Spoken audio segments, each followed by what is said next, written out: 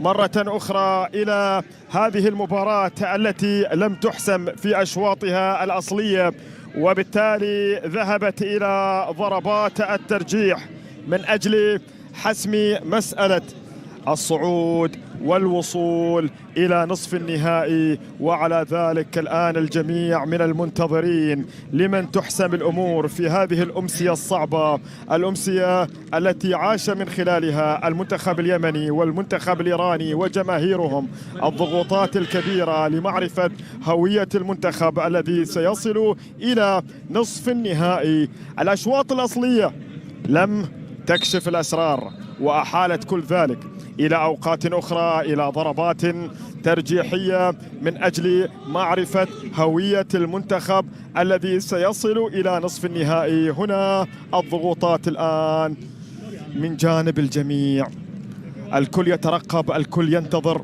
ردات فعل حراس المرمى وضاح أنور شكوري. الكلام بالنسبة لهم الآن في هذه اللحظات من حكم المباراة الحكم كيم جونغ هيوك، والتعليمات والتوجيهات التي تعطى. نترقب تنفيذ ضربة ترجيحية أولى عن طريق القائد عرفان درويش.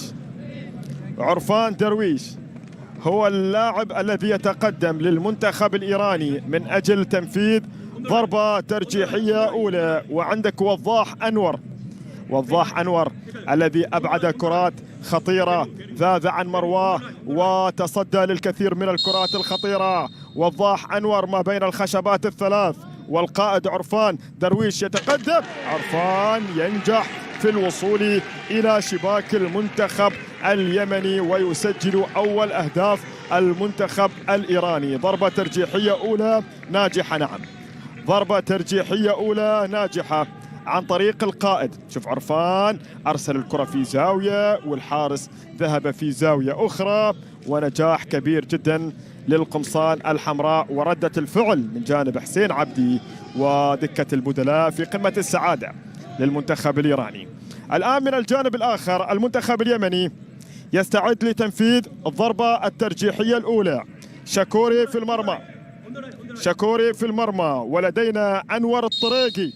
أنور الطريقي بالقدم اليمنى يتقدم الطريقي. الله، الطريقي اللي نجح في زيارة شباك لاوس ونجح في زيارة شباك ماليزيا، ينجح في زيارة شباك المنتخب الإيراني كذلك من ضربة ترجيحية ناجحة في مرمى شكوري، حطها بثقة كبيرة. السلام، الحارس في مكان والكرة في مكان وأحلى مكان، الشباك تتحرك والمنتخب اليمني يعادل النتيجة. ضربة ترجيحية أولى ناجحة لكلا المنتخبين.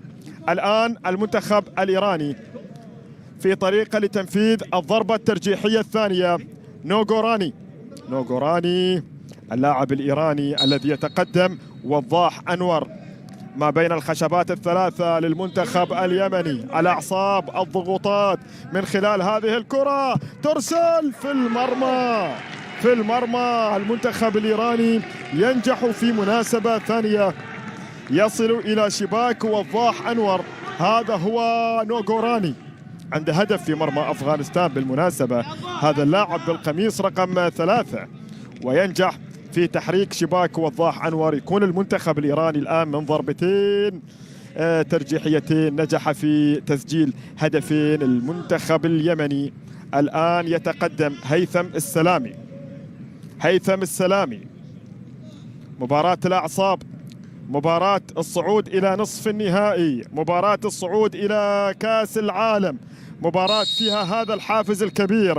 هيثم السلامي، السلامي السلامي السلامي، وحارس المرمى شكوري يتصدى. شكوري، وردة فعل كانت رائعة من حارس مرمى المنتخب الإيراني شكوري في التصدي لتصويبة السلامي. ينجح في الإبعاد، شوف ذهب للكرة بصورة جميلة، وبعد ذلك استطاع أن يبعدها بثبات، والمنتخب الإيراني أصبح متقدما الآن. المنتخب الإيراني سجل في مناسبتين. المنتخب اليمني سجل في مناسبة وأهدر في مناسبة، وهذه الآن الضربة الترجيحية الثالثة للمنتخب الإيراني. غوليزادة يبدو اللاعب الذي يتقدم. نعم غوليزادة يتقدم يسجل ثالث ضربة ترجيحية ناجحة. هذا هو غوليزادة، عنده هدفين في مرمى أفغانستان، يسجل في مرمى وضاح أنور. النجاح كامل حتى الآن من جانب المنتخب الإيراني. 3 ضربات ترجيحية يسجلهم 3 ضربات سجلها المنتخب الإيراني، ما أهدر أي ضربة ترجيحية.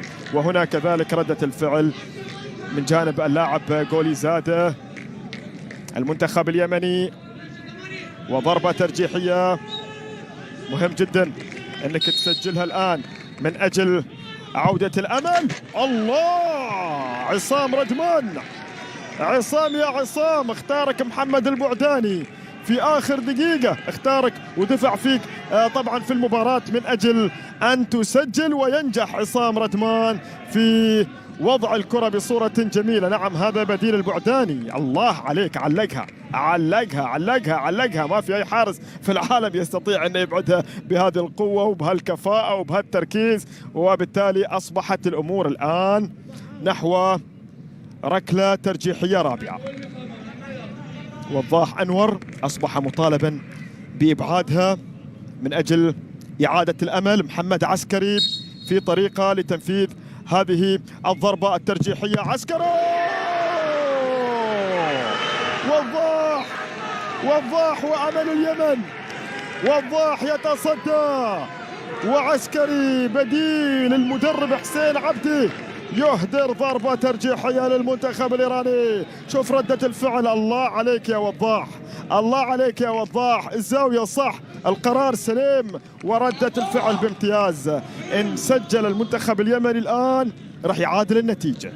إن سجل هنا وضاح أنور، سعيد جدا بإبعاده لضربة ترجيحية كانت مهمة للغاية في تحديد مسار هذه المباراة التي تقودك إلى نصف النهائي. هنا عبد الرحمن الخضر يتقدم شكوري في المرمى. الخضر شكوري مرة أخرى يجعل المنتخب الإيراني يقترب من الصعود.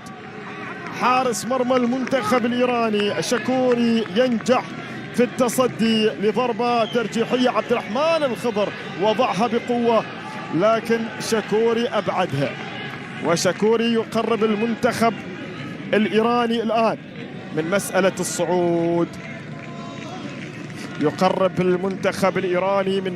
الصعود. لأن لو سجلها المنتخب الإيراني الآن يصعد إلى نصف النهائي ويصعد إلى كأس العالم.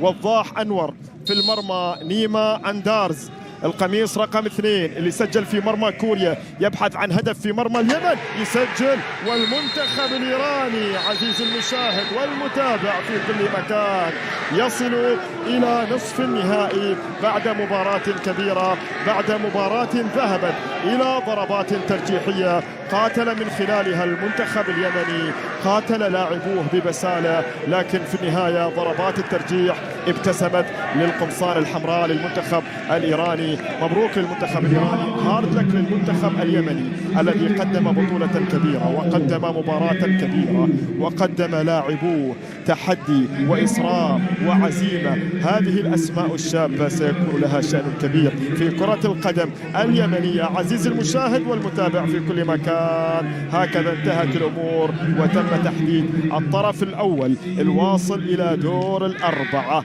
في مباريات منتظرة هنا في كأس آسيا تحت 17 سنة.